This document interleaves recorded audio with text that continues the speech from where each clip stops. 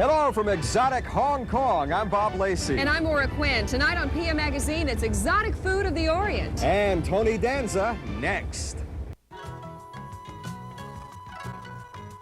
From Hong Kong, the Eye of the Orient.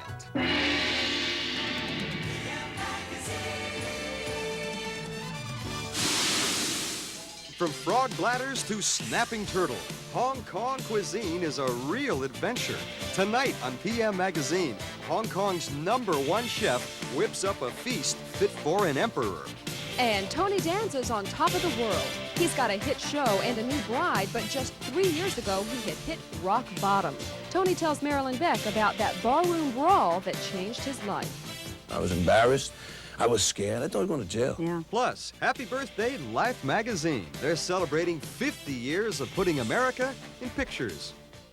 Good evening, ladies and gentlemen. Welcome to PM Magazine, an exciting Aberdeen Harbor here in Hong Kong. I'm Bob Lacey. And I'm Maura Quinn. They say if you haven't seen Aberdeen Harbor by Sampan, which is the way that we're traveling right now, you haven't really seen the real Hong Kong. It's very interesting because you see lots of boats that are all lashed together all along the pier here. These are boats that belong to people who live on the water. There's a floating population in Aberdeen Harbor alone of 5,000 to 6,000 people. They're not sure of the exact number. And the entire Hong Kong area has a floating population of 50,000, so there are a lot of people who live on their boats. And not only that, they also serve food on a big boat. This is Jumbo Restaurant. Believe it or not, that is a boat. It is the world's largest floating restaurant. We're going to take you aboard that tonight on PM Magazine.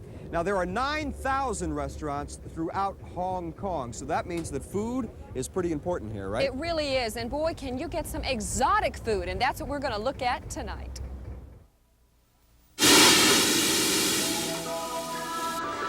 From its streets to its finest restaurants, Hong Kong has become the crossroads of great Chinese cuisine.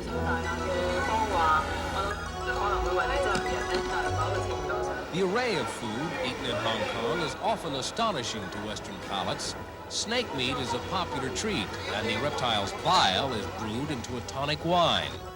Frogs' bladders are a banquet delicacy, and the arrival of hairy crabs from Shanghai creates a taste sensation every autumn.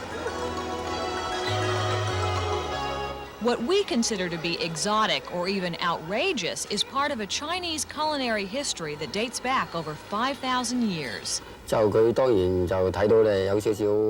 the first appearance, for the foreigners, they might say yuck, but it's still the Chinese traditional cooking, the preparation that goes into it, that really counts, and he hopes that they will appreciate it at the end. Chef Ho Po Wing, a Platinum Award winner at the most recent Hong Kong Food Festival, will guide us through an eating adventure of exotic Cantonese specialties.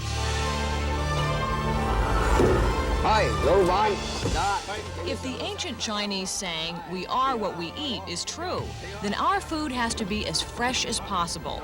Chef Wing's shopping list for our feast will also take into account the proper balance of yin and yang, the opposing elements of ancient Chinese philosophy associated with health and contentment. It looks like we'll be dining on pigeon, braised snapping turtle, and eel, in addition to some other gourmet delights. It's back in his kitchen at the Tsui Hong Village restaurant in Kowloon where the real magic begins. Shark's fin, garupa from the South China Sea, lotus root, and the ingredients from the market will be steamed, braised, and fried to create an 8-course meal fit for an emperor.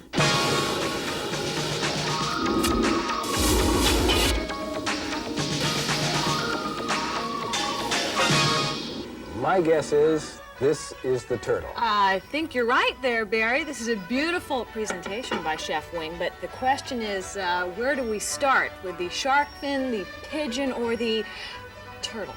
Traditionally, you start with the shark fin with the crab claw. Barry, the shark fin is interesting. I think you're going to like it. It's sort of like a crispy pasta, a crispy noodle, and it almost tastes like a vegetable. See what you think. The flavor is really They interesting. say it's supposed to make you alert. I feel more aware already. More aware that I'm eating shark fin. Yeah. That's good. It doesn't taste fishy. It's good. What are we going to try next? This berry deep fried pigeon. Did you notice the presentation. Yeah, the pigeon head. Actually, in traditional Chinese cooking, the entire bird is on a platter to ensure freshness. You're not getting frozen parts. To be perfectly honest with you, I have never wanted to eat eel before. It's something psychological. Yeah. You know, here, it seems like you got to give it a try. You try it first. Right. Tell me how you like it. If you like it, I'll try it. Well, that's the verdict. I like it. It's good, really? It's good. Okay. I'm surprised. I don't like snakes. I don't have to look at it, though. You know, this is good. I like this better than the pigeon. But how will the turtle be? I don't know about you, Barry, but this is the most exotic thing I've ever eaten in my life. The real delicacy, turtle. I've never ordered a whole turtle. This is very strange to me. It really, see the head up there, but it really is a delicacy. It's supposed to be very good for the circulation. I don't know. I'm going to try this, but this is real. I'm reluctant. Well, you picked this everything one. else that you're worried about. Except the pigeon, the jury's still out on that one. Try this now. How is it? Well, it's chewy. Yeah. So if I don't look at turtle while I'm eating it, it's all right. Let's hear it. Tastes like a mussel, right? Very Mushroom. chewy mussel. It's like mushroom. It's like a very chewy mushroom. I say mussel. You say a mussel, and I say a mushroom. All right, I'm even It's going to good, try though. one more bite. It's intriguing. 就我本人覺得咧，中意 To sum it up, I personally think very exotic dishes like turtle, pigeon is very common, and in our Chinese belief, it's part of our basic diet that we really need.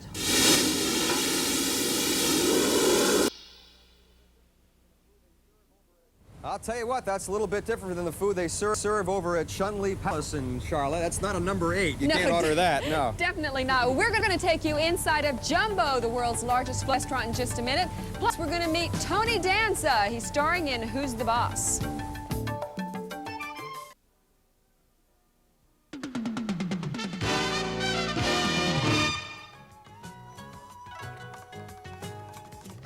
Welcome inside Jumbo's floating restaurant here in Hong Kong. Some of these friendly faces you are looking at are some of the folks who are joining us from the Carolinas on our trip. And they are, as we say back home, feeding their faces right now on some delicious Chinese food at this really unique restaurant. Yeah, it's a great place. We're going to show you a little bit more of it as we go along tonight. But first, Tony Danza. He's a lot of people's favorite houseboy on television.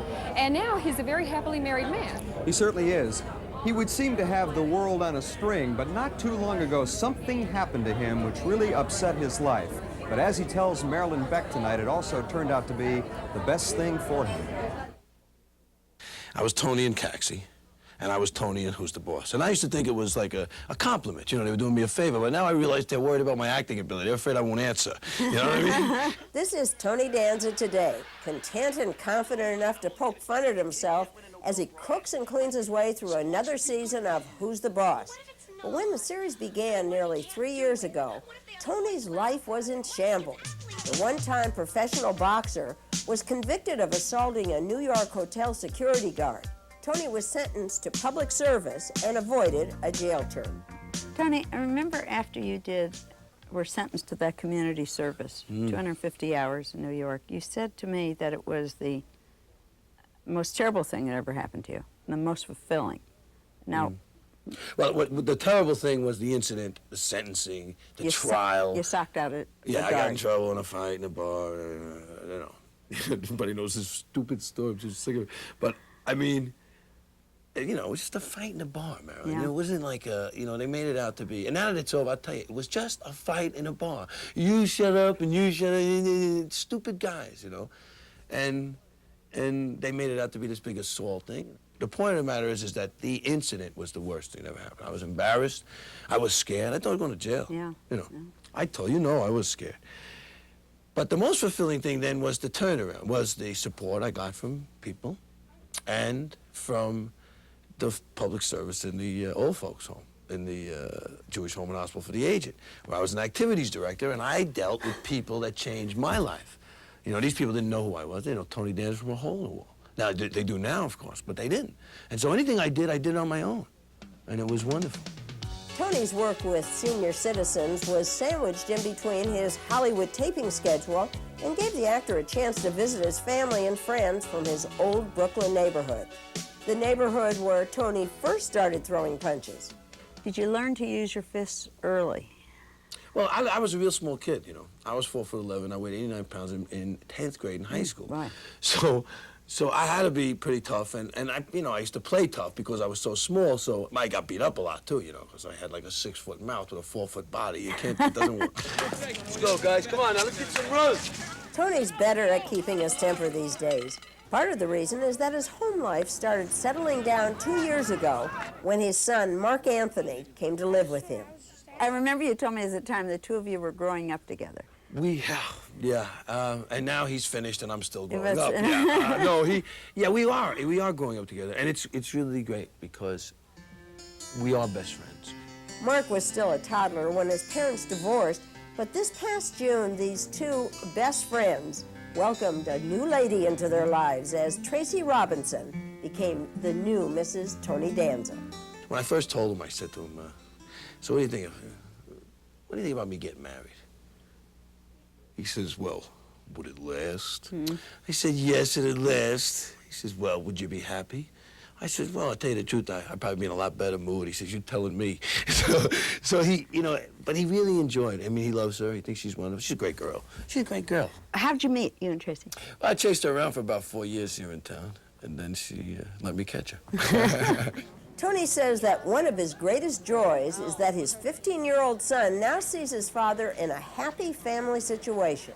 And now you're going to be a daddy again. That's right, my wife's pregnant, huh? We're gonna have a baby. And sometime in late April, and we're really excited. You know, Tracy's never been married before. This is the first time she's ever done this, and she wanted a baby. She's 27, and so we went to Bora Bora, and there's not much else to do there, you know? so we were successful. When Tony Danza started Who's the Boss, he lived alone, his life was in turmoil, and his career was in jeopardy. Today, his home is filled with the family, and his career is hitting its stride. Tony was discovered by a television producer who watched him at a boxing match in New York City. Danza was getting beaten all to heck and back until the last 15 seconds when he punched the guy out, knocked him down, and the TV producer decided that Danza had what it takes, and the rest is history. Rather be lucky than good, I guess, Yeah, sure. Next up on PM Magazine, your old friend, Life Magazine, turns 50.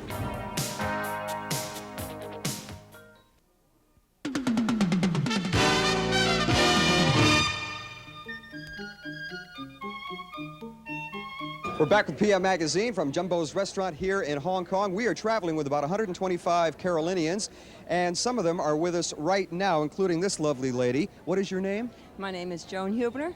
And where are you from? I'm from Charlotte. From Charlotte. How much have you spent so far, Joan? Only the custom man will know.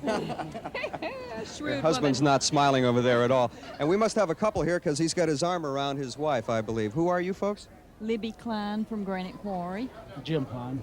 You having a good time so far? Having a great time. All right. I made part of the dinner tonight, so you should enjoy it. I've been slaving in the kitchen all day long. Nobody's going to buy that at all. Tonight we're going to take a look at a scrapbook of sorts. I'm sure everybody here is taking loads of photographs. We're going to take them, I'm going to put them in a scrapbook, and they'll be filled with memories for them in years to come. Well, for a lot of us, Life magazine has been a scrapbook throughout the years, and tonight Life is turning 50. Life has captured so many of the major events over the past half century, and we are pleased to give you a look at some of them tonight.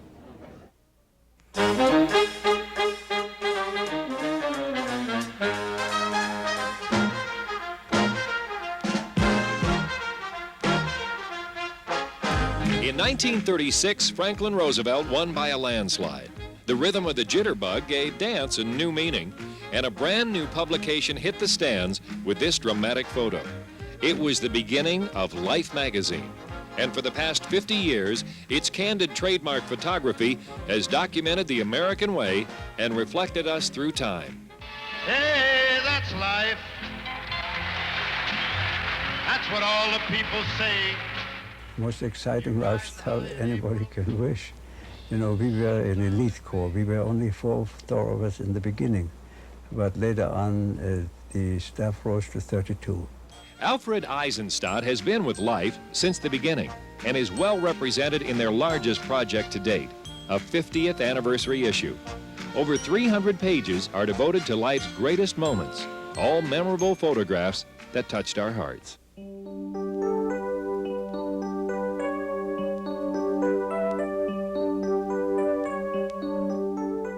I think in magazine publishing history, I think 50 years is quite a landmark. For the past 2 years, anniversary editor Mary Steinbauer and dozens of other Life staffers have read and reread almost 2,000 Life magazines, over 100,000 pages, in preparation for their 50th anniversary issue. Agreeing on which photographs are significant enough to be included in the special edition hasn't been all that easy. Oh, we picked them with great debate. There was no easy consensus on anything. But as deadlines approached, the photographs did come together. In its early years, Life found the world in turmoil, and several of their photographers lost their lives, bringing back the images of battles we knew little about. In this moving photograph, David Duncan Douglas remembers the tragic times. They were attacking the machine gun behind me, 2 Marines. They were both killed, one that day and one the next day, and I was very lucky, I survived. War remained in the headlines until 1945, when both The Nation and Life magazine began to turn towards the not-so-serious. Swimsuits, two-piece that is, became the fad in beachwear. Marilyn Monroe was on the rise, and Queen Elizabeth gave birth to a son named Charles. Life even showed a woman how to smoke a cigarette. Many surprises. Every page, in a way, was a surprise. We ran an article in a very early issue also on how a wife should undress for her husband. That got a lot of mail. We ran a cover of Sophia Loren, which was quite striking. Our readers thought she didn't have quite enough on in that picture, but pictures particularly spark our readers, and they will not hesitate to write in and complain about pictures we've run. The 60s became a generation of shocking contrast. A racial fire broke out in Alabama, and battles in the jungles of Vietnam touched off a war of words at home. Elizabeth Taylor was a sensation, and the twist was the latest craze on dance floors. Both Kennedy and King were political heroes, and their deaths were shots heard round the world. Miniskirts, mod art, and yo-yos followed, and who can forget landing on the moon? I think what you hope is that whatever you're doing in different ways is exciting and meaningful, and that it's going to be important to somebody. John Loengard is Life magazine's picture editor and credits its 50 years success to a staff of hard-working photographers. There's a wonderful breed of photographer who's interested in photographing what's happening in the world, and that's really been the basis of what's made Life magazine wonderful. I mean, we can edit it, we can be bright, we can be wonderful, we can earn every cent we're paid, but the magazine depends on and is really the work of the photographers. 50 years ago, the world looked a lot different than it does today. By photographing fads, fashions, and events, Life magazine has left us a 50-year legacy that reflects us through time.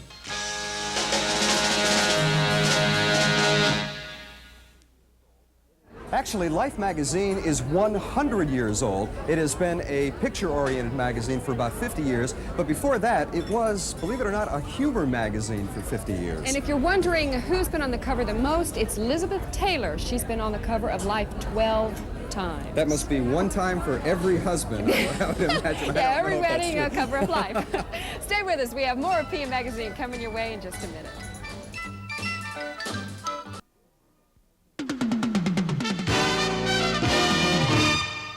As we mentioned earlier, Jumbo's has billed itself as the world's largest floating restaurant. Believe it or not, folks, right here on this ship, they can serve 2,400 people. And over the years, it's become quite a tourist attraction. As a matter of fact, the Queen of England even ate here in 1975. Below the dining room is something they call the Seafood Exhibition. Several tanks full of all sorts of varieties of fish. Plus, there are crabs, prawns, shrimp, even Chinese lobsters, which are like our own, except they have no claws. If you like, you can even come down here, pick out your own dinner, and have it cooked and delivered to the dining room in minutes. If there is fresher seafood than this, it is still in the ocean. Food isn't the only thing this place is about. For a small fee, you can live like royalty, at least long enough to have your picture taken. These outfits are reminiscent of the Sung Dynasty era. Some of our friends from the Carolinas are having fun with that. I'll tell you what, those people will never be the same when they go back to Charlotte. No, they're all having a big time. Thanks so much for being with us tonight in Hong Kong. We're going to be back in Hong Kong again tomorrow night. But I've never talked about money. I think talking of money is rather vulgar. He may not talk about money, but Kai Bong Chow and his wife Brenda sure know how to spend it.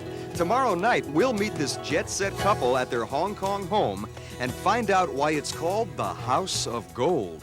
Then Tempest Bledsoe finds acting on Cosby easy. She's just like the unpredictable Vanessa, almost. I'm not as nosy as she is. And they're called the Gypsies of the Sea. More than 50,000 people have fled Hong Kong's crowded streets to create a floating city. See what life is like for the harbor dwellers of Aberdeen. Have a nice night. We'll see you from this fabulous city tomorrow night for another great PM magazine from Hong Kong. Good night. Hi, this is Barbara Stutz. Dr. Catherine Sanders shares the special bond between mothers and sons. We get 4-ingredient recipes, and Chip Henderson shows his new book of photography, too, Thursday at 11:30 on Top of the Day.